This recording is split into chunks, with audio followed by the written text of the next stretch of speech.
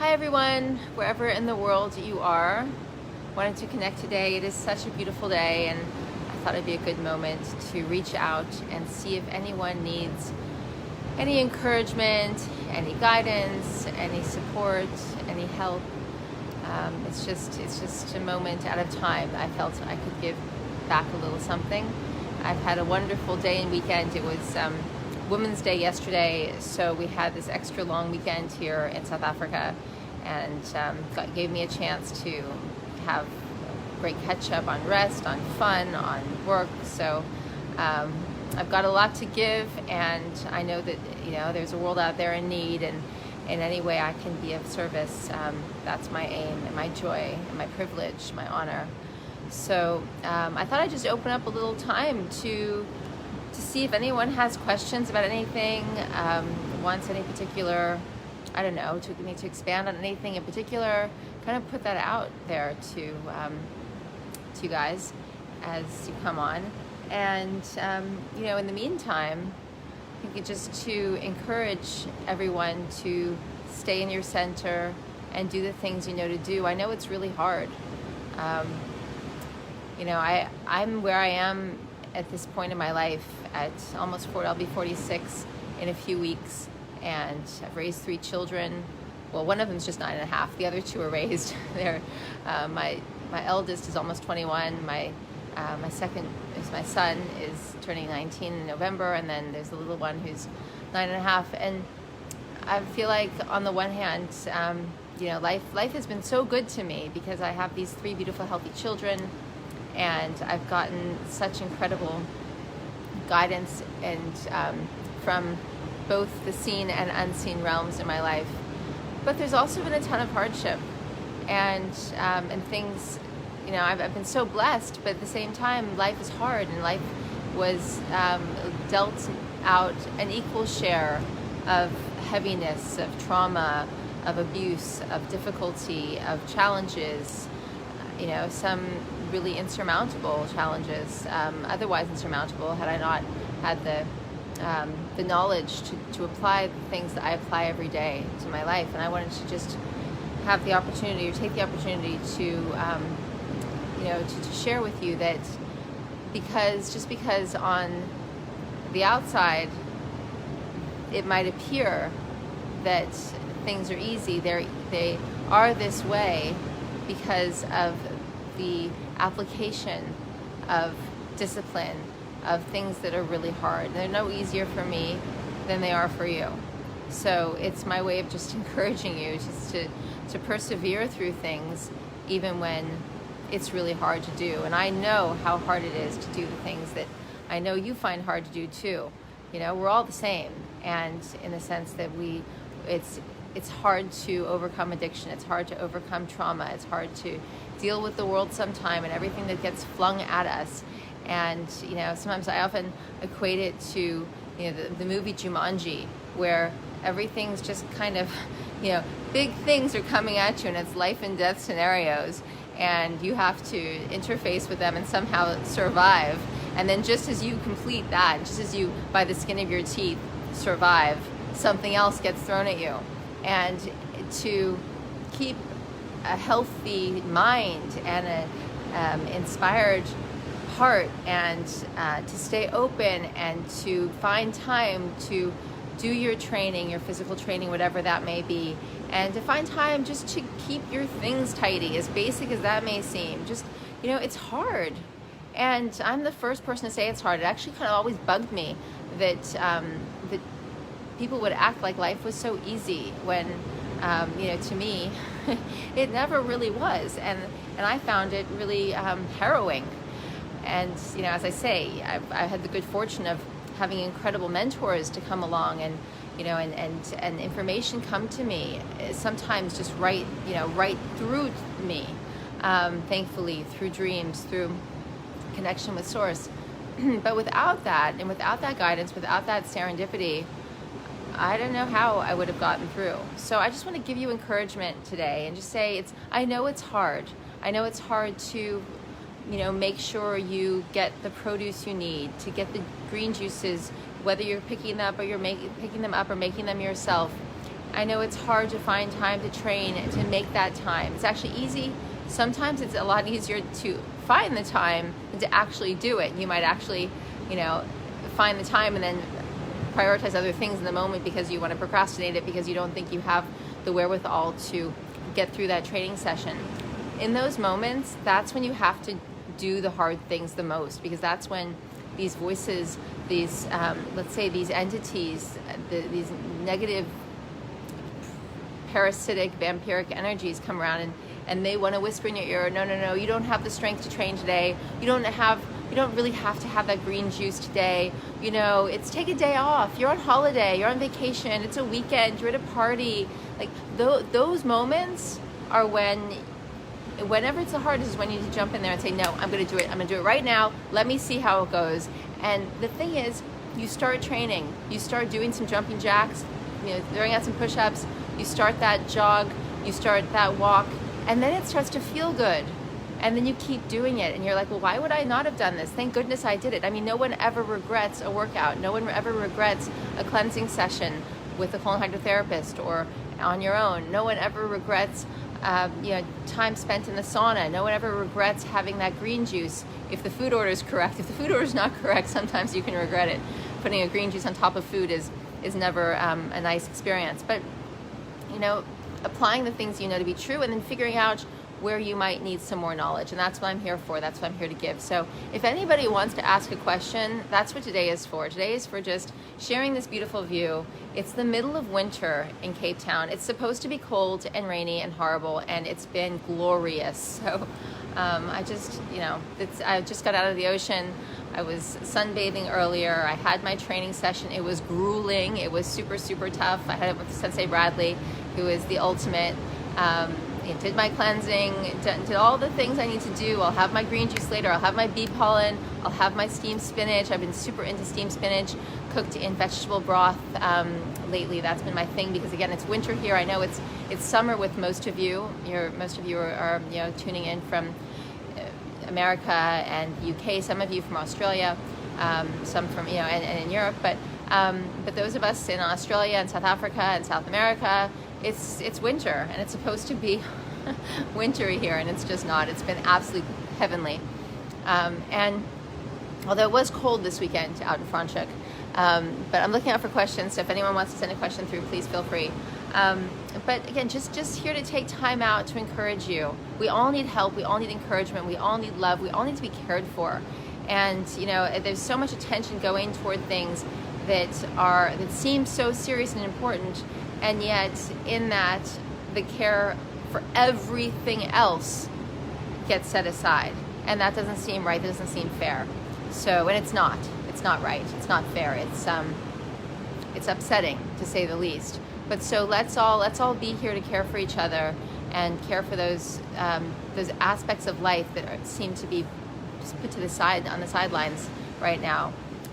What is self-care about? Self-care is not about fearing getting a virus. Self-care is making sure that your immune system is strong. It's about keeping the rituals every day that matter, that keep you in tune and aligned to doing those things. That's what enables us to be, able to contend with whatever's out there. And even with things that are otherwise kind of scary, like even if there's, there are rumors about biological weapons, and maybe we've already been exposed to them, maybe we will, but even all these things that could come up, if you're really connected, you're not going to be easily made afraid. If you understand the interconnectedness of all things, you're not going to be easily made afraid. When you realize that nothing can really happen to you, only to your soul, only by selling your soul to buy a little fear. Let's not do that. Let's not sell our souls for fear. Let's not sell ourselves as commodities. Let's remember how precious the soul is. And nothing in the outside world can touch the soul if we're truly protecting the soul and living by it. Wait, hang on a second. I'm doing something wrong here. Touching the screen. That's going to mess me up somehow. Okay. Trying to read this. Sorry, the light on my screen just went out. Let's see here. Hi, Anna. Hi, Flora. Hi, Maria. Hi, Tim. Wonderful to be with you guys. Now bear with me if I can read this in the shadow. Hi Natalia, I have a question about energy. Can you speak to how to transition from seeing food as energy versus tapping into life force energy? Yes, absolutely. That's a great question. I'm still dealing with my morning coffee and wanting to clear that need. Okay. That's great. Okay. So this brings us to a fundamental understanding about energy and soul and source and what we are. And let me know if it gets too loud outside, because the ocean is crashing, and it's wonderful. But it can, if it's drowning me out, then let me know. Although it's probably better sound. So what we get to at the core of this is real energy versus false energy, or what we can call false fire. So fire, real fire, true fire, which is the fire of life. It's actually cooling, and it's a what's the term I'm looking for? Sorry, it's centripetal as opposed to centrifugal.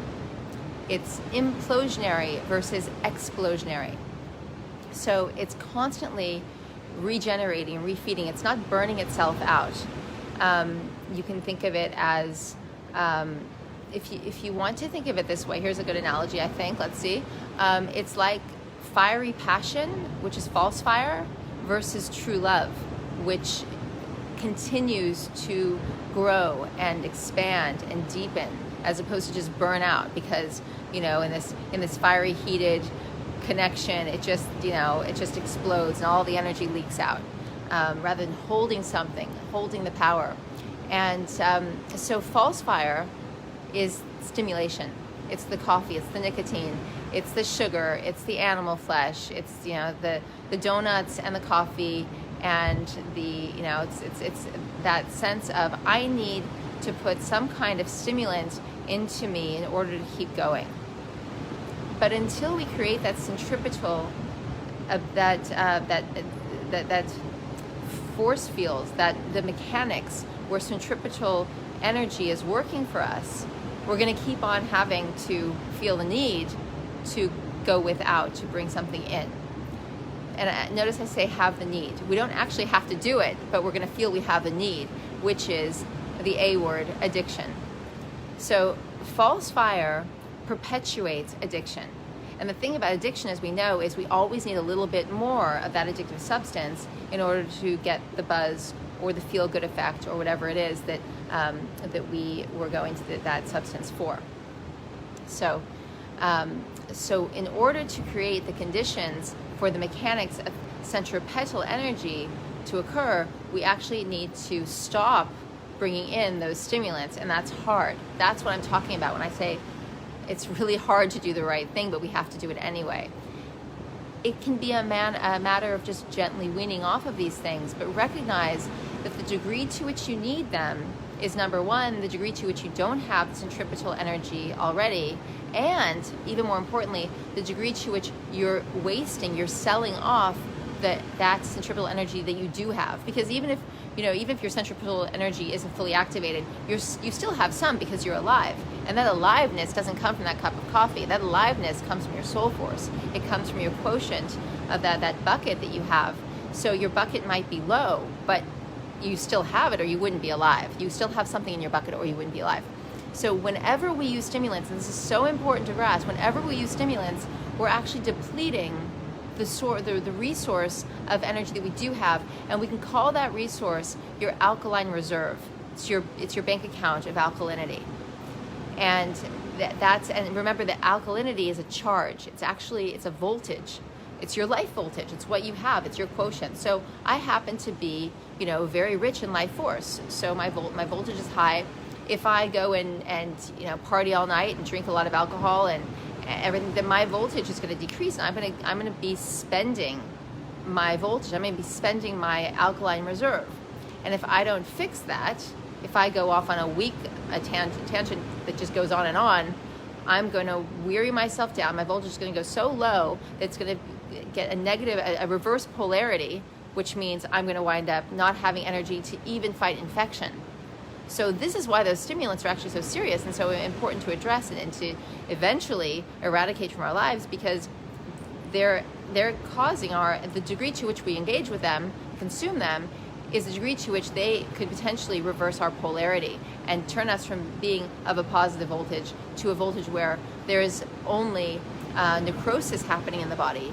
Death is being fed, and that's where things get serious. So hopefully this is a very motivational way to look at it, not scary, but motivational. So think about, make a list. I mean, this is not for Anna, just for Anna, this is for everyone. Make a list of everything in your life that's a stimulant. And remember, these tools we use, all this tech stuff is highly stimulative. Anything that's the blue lights is stimulative. The whole LED light system that we live within it stimulates us. We don't sleep properly at night because we don't have we don't generate the melatonin at night that we should be, because we are getting all this false light. When the sun goes down, we shouldn't get false light. Now, are we all going to do that? I mean, I'm guilty as anyone using false light before bed, and I need to get better at that. But the thing is, I have a little bit of leeway because of everything else I do that's so spot on. I'm living in a purely alkaline environment, so it's a little bit of a cheat. I mean, in a fair way, it's a bit of a cheat. But I put myself in this environment because I want to make sure that I mitigate all of the stimulation. So the more we can get rid of the stimulants, at least decrease them, and mitigate them by doing other things that are right. So for example, a cup of coffee, organic coffee, French press, making sure that it's little to no chemicals, all that, like, that's not the worst thing you can do. So that's why I say to most people, if they really love their coffee, get your food combining right, get rid of the sugar, get rid of the starchy stuff, get rid of the cow dairy, get rid of the animal flesh, get rid of the packaged food, the fast food, the drama in your life. It's robbing you energetically because it keeps you in a hypertensive state of stress. Deal with all of that. And then if you still have some coffee in your life, you're probably going to have a much easier time getting rid of it when you're ready to, but you'll already have totally upgraded your voltage and your alkaline reserve, your wealth and alkalinity. Your alkalinity bank account is already going to be so much bigger. So we can do so much even by holding on to a couple of things that are somewhat stimulative. So for example, I still really like to have a glass of organic wine, and I don't have a problem with it, so I enjoy it when I want it. But it's not healthy. I don't drink it for the resveratrol. It's like such a joke that wine is healthy for us. It's acidic. It's not healthy. But again, because I don't have any other stimulants in my life. I mean, I'll have my dark chocolate. For me, that's not so stimulant. It doesn't act as a stimulant as much as it does for other people. So chocolate's a funny thing. For some people, it really stimulates them. It doesn't stimulate me to the same degree. The three things I do that are not ideal are the organic wine, the dark chocolate, and the goat's cheese. Now, I just enjoy them. I haven't come to a point in my life. I mean, I've done many long fasts. I've given them up many times. I've done a year without a drop of alcohol. To prove to myself that I could, be because I wanted to see what would happen. Same thing with cheese. Chocolate I really haven't done that with. But again, it's not about being perfect. It's about setting up a life for yourself where there's such an excess of voltage, of centripetal energy, of the opportunity to create centripetal energy, that you're thriving, that you are so good, that your immune system is so strong, that your ability to keep those disciplines, the other things in check, are strong. And only you'll know this. I always loved it. I think back to that Pippi Longstocking, the original Pippi Longstocking episodes. There were, I think it was Swedish originally, and we watched the English subtitles. My brother and I, we watched the English subtitles, and their mouth would be moving in Swedish. And Pippi Longstocking, the kids would ask. It was what were the names? Annika and Tommy, I think it was.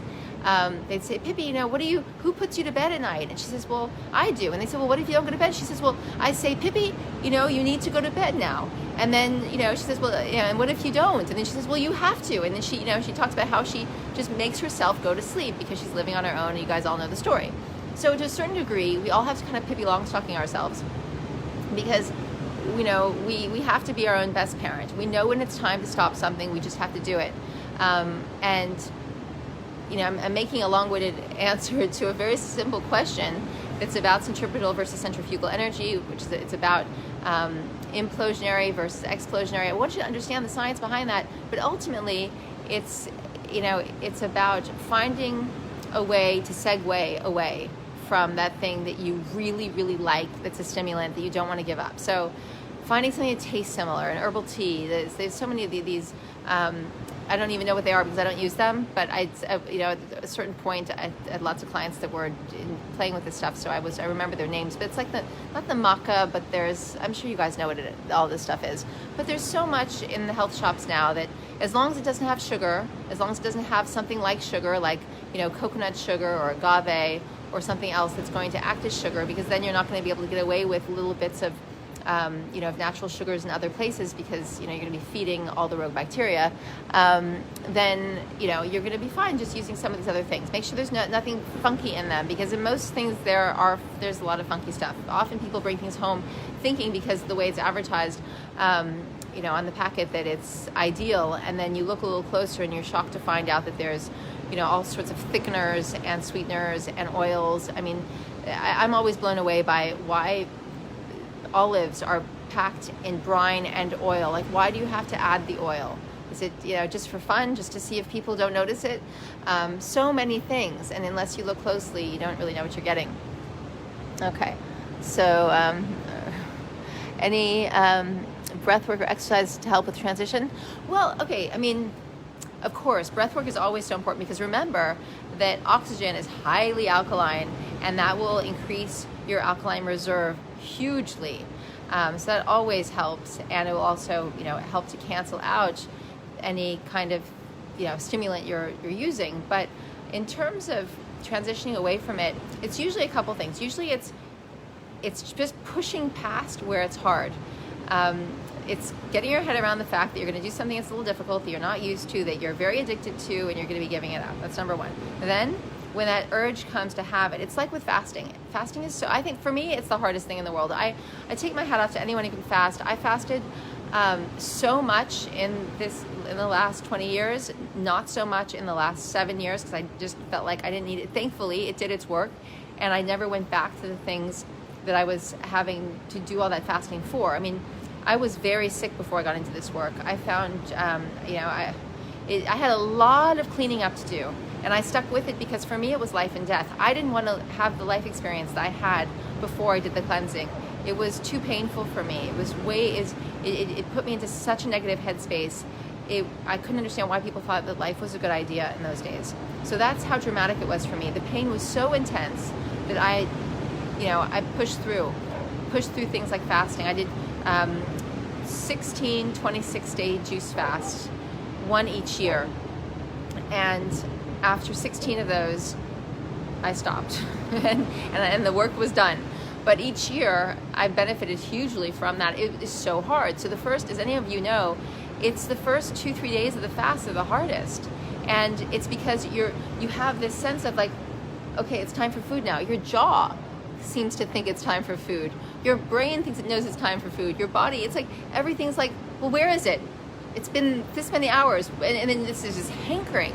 And it's the same thing you're going to encounter whenever you try to stop doing anything that's a habit, especially if it's a stimulant. Well, actually, you don't. If it's a habit and it's a good habit, you won't be addicted to it. I mean, you could say that I feel like I'm kind of addicted to my green juice, because when 6:30 rolls around and I haven't had it, I'm like, where is it? It's time for it. But that's because I'm ready for my little lift of voltage at that point, but that's an alkaline voltage as opposed to a stimulating voltage. It's harmonious with the centripetal field. So number one, it's recognizing that you need to push through, but as you push through, you're getting past the barrier and you're needing it less and less. And that's the beauty of it. So see those hard moments when it's hard to push through, breaking a habit, whatever it is. Maybe you're quitting alcohol, maybe you're quitting a shopping addiction, maybe you're quitting a person. It's maybe you're quitting watching something, maybe you're quitting binging on Netflix, or it can be anything. In this world, we could sit here for an hour and make a list of all the things that are overstimulating that one could be trying to break their addiction from. They're using their phone.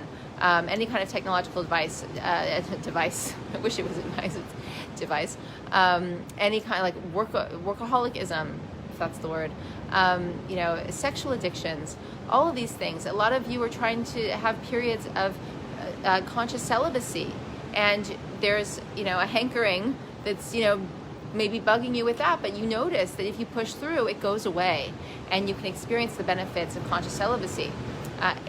Everything that we are programmed to do is addictive and is overstimulating, and we just we're going to have that hankering for it as we try to get past it, or as we try to break the habit. So expect it to be hard, expect there to be a hankering, and just know as you're not engaging with it, as hard as it may be not to, you're now becoming stronger than it was. So you know what happens when we are not stronger than something else? We become the slave to it.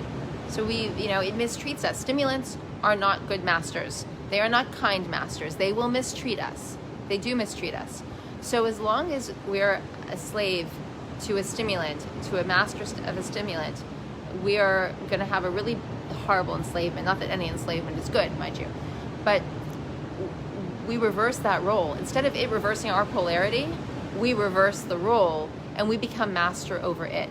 So just, if it really matters to you, if you've gone over everything, like in Anna's case, she's living such a clean life and doing so much right, and there's this coffee that's niggling at her, just sort of sense of like, okay, it's time for the coffee to go. If she really believes it's time for it to go, and and like I said, in many cases the coffee can be the last thing to go, but if it's her time to let the coffee go, or if it's your time to let that thing go that it's time for you to let go of, then push through it, become the master of it. That's the only way you're going to have your power back from it. Because remember, power, we use our mental power to get over something that is taking our physical power as well as our mental power.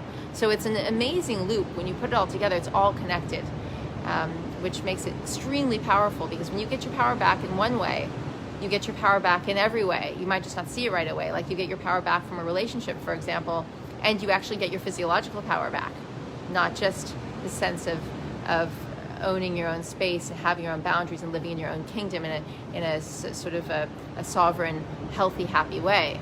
Everything works better. Where there's sovereignty of the mind, then the body's not being controlled, which is why when we cleanse the body, the mind then gains in power, which is why when we get rid of the waste, which has the parasites, the rogue microbes, the heavy metals, the radiation, all this fallout in it, we're being liberated from all of the fallout of those things on all levels of our being. So it's just like, it's endlessly powerful.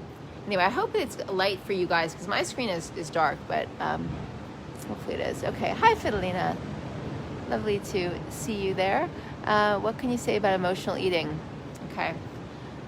So much. I actually wrote a book called Emotional Eating SOS, and essentially with emotional eating, and it is I think pretty much everybody must have some degree of emotional eating, because all the eating that's done in our culture is disordered eating.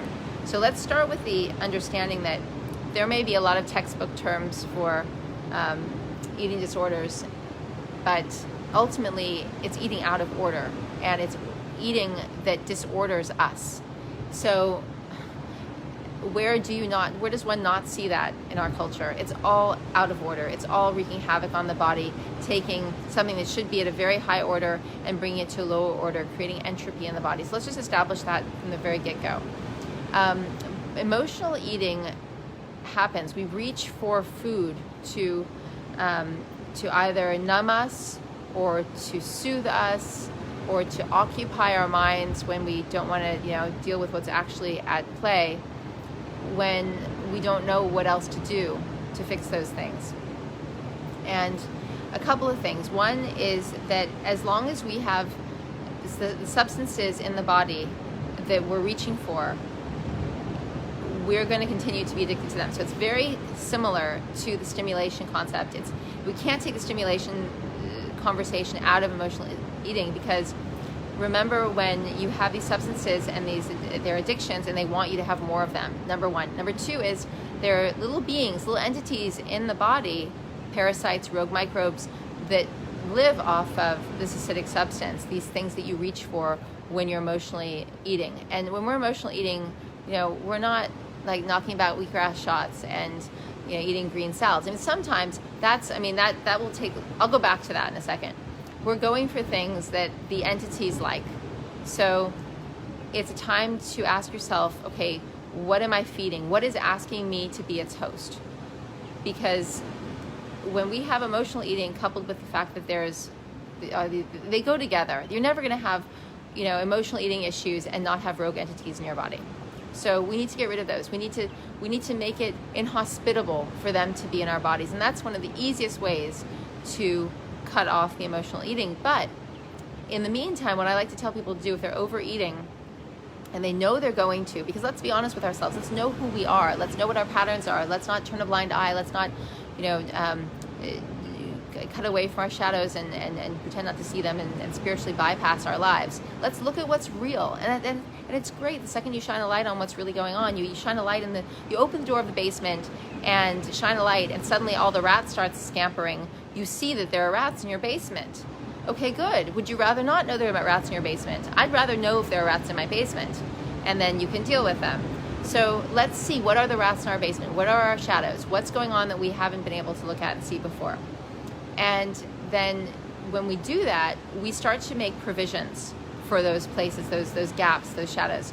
So if we know that at 6 o'clock or 7 o'clock we're going to get home, we're lonely, we're exhausted, we've had a big day, we haven't, we've been fielding a million different things, and we know that we're going to start feeding our face or hitting the bottle. Like, we know that's a pattern. Then we need to make provisions for that. So what do? First of all, we know that we better take it down 1,000 before we touch food. So we make that boundary number one. You do something that's going to relieve you of the chaos of your day significantly. I often suggest the most efficient way to do that when you get home is to take a bath. Just take all your clothes off. Your body, your field, your clothes are all covered in the chaos you've been in all day, and all the feelings that have been secreting through your hormones onto your skin, into your clothes.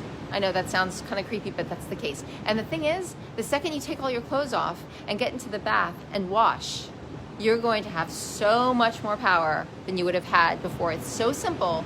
And someone mentioned deep breathing. I think it was Anna. That too, of course. We've got to get back into our breath. But it's very, very hard when you come in from all this chaos.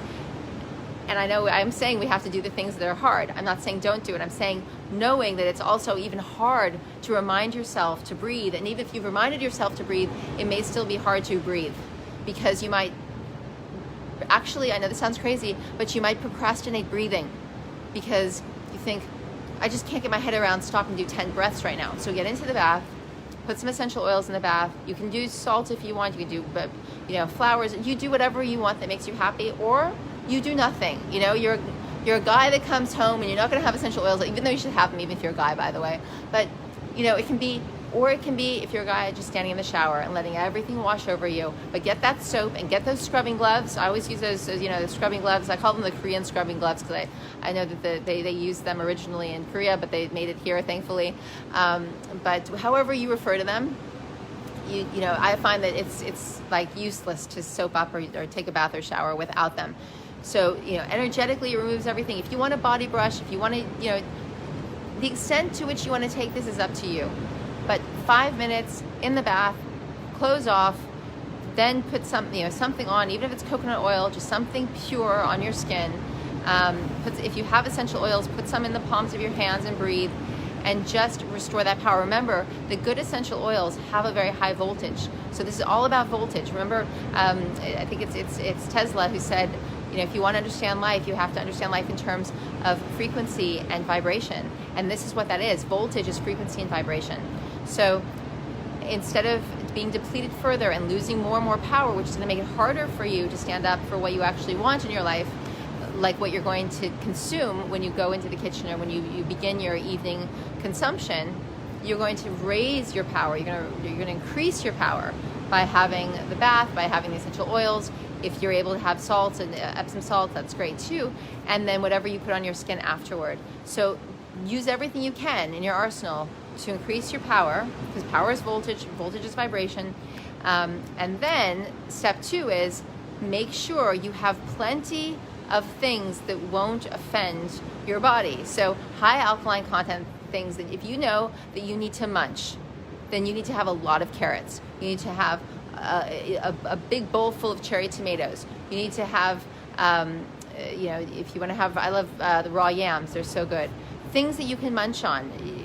Whether, I know it sounds boring to say like cucumbers and some of this crudité, but it works. And that is a boundary. It's saying, okay, I know I'm going to overeat. I know I'm going to need to munch. I know I'm going to be drained. I know I'm going to consume.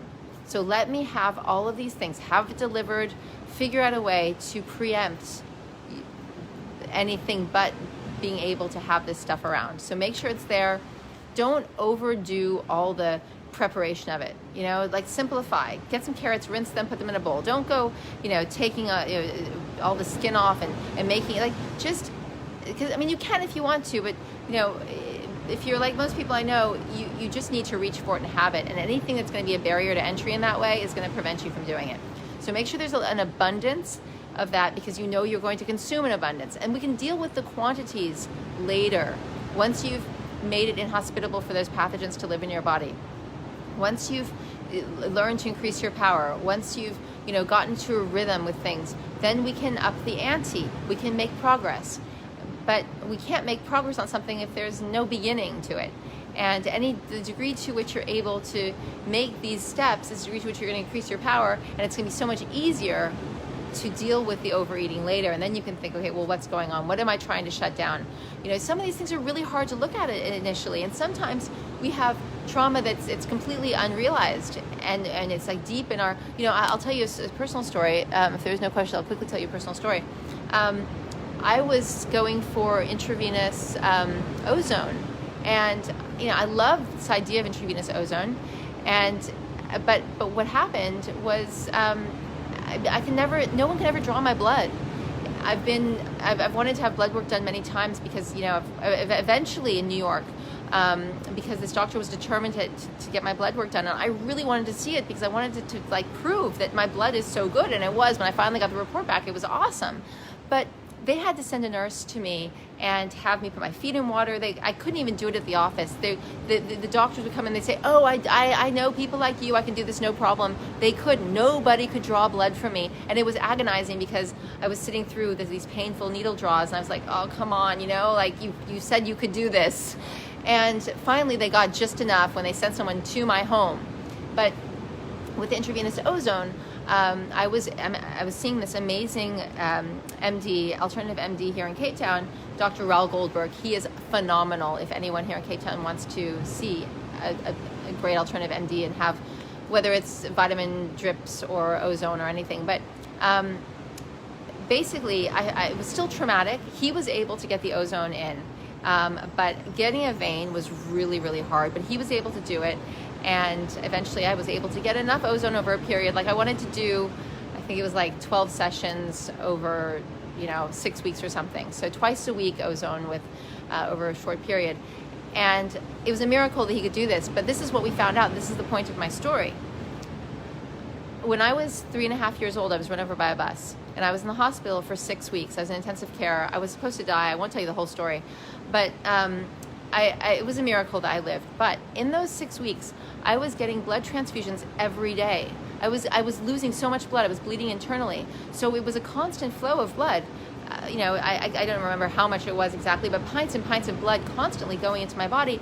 And I shut out the memory of that because it was so traumatic for me. And I've had other things that are traumatic, like being run over by the bus. And that's a memory I maintained. I've had so many other very, very traumatic experiences in my young life, even in those first 4 to 5 years.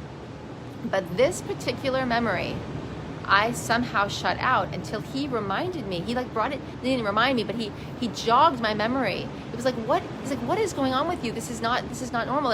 It's like my veins run away.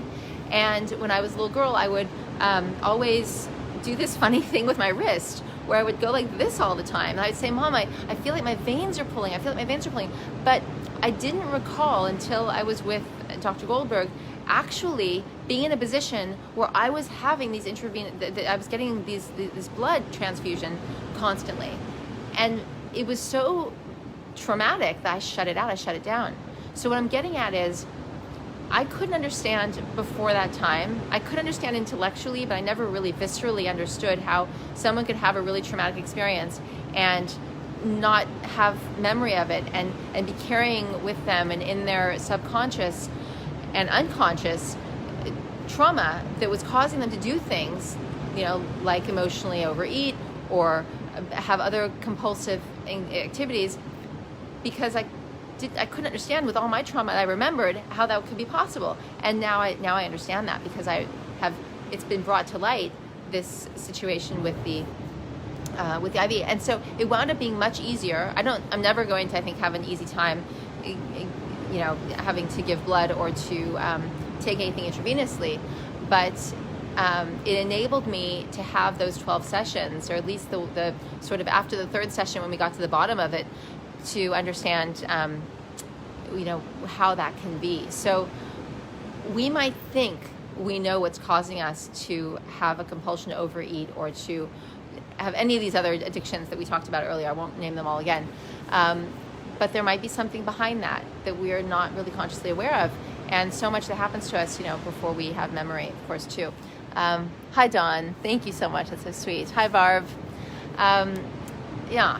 So as I go on about that, let me know if there's any other questions. I want today to be a time for encouragement, for me to help you, for us to do anything we can to break through any barriers we can. This is a time for you to become stronger. It's time for you to become really, really clear, to remember the interconnectivity of life, to not feel alone, to not feel afraid, to know there's support, to know that you're cared for, even in this world where you might wake up in the morning and feel like nobody cares for you. That's not true. There are so many wonderful people on this planet who are